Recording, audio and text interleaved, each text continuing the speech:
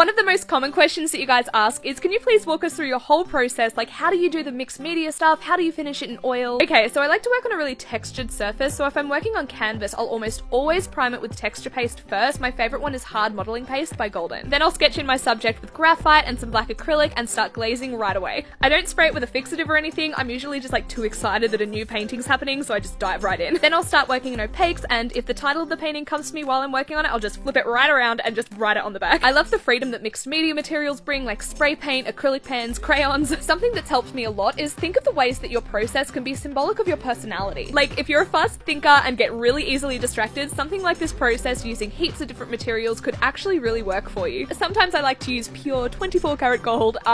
If you're gonna use gold leaf, and if you're selling the pieces for a lot, like I do recommend that you use real gold leaf, but you can just get like the cheaper stuff if you want to experiment with it. It's just a great little tool to have in your arsenal. You apply it by using a gold size first, which is the glue, and then use a really soft fluffy brush to dust away the excess. I like to use a bit more of a stiff brush to do this. It creates more of an imperfectly perfect rusty sort of look, if that makes sense. And then for my signature stripes, I like to use spray paint with just some painter's tape from Bunnings, good old just hardware store. You want something that isn't going to lift up what you've already done, so just be a bit careful if you're going to try that technique. This is the intuitive mark making section, my absolute favorite part of the process where I really get lost in, you know, flow state. As you can see, I didn't record most of it because again, I'm like gone when I'm in flow state. Like, you can't even talk to me. I'm just like This is the final stage before moving on to oil paint, so I need to make sure that it's pretty solid. I know where everything is. Like, there aren't going to be any drastic changes from this point. Moving on to oils, the first layer is just all transparents. My favorite mediums are alkyd resin mediums, so Galkyd, Liquin. I work with a classical concept in oil painting called color temperature, so anything that's warm is going to come towards you and anything that's cool is going to recede. So instead of thinking as warm colors as sunset colors, I can use warm greens, warm blues, and have like really reds and rich earthy colors in the background if they're cool in temperature. For example, this alizarin crimson is a really cool, transparent red, whereas ultramarine blue is really warm. I glaze for about 2 to 3 days, making sure that everything is super duper juicy, and then move on to opaque oils. My favorite medium is Galkyd Gel. It is just so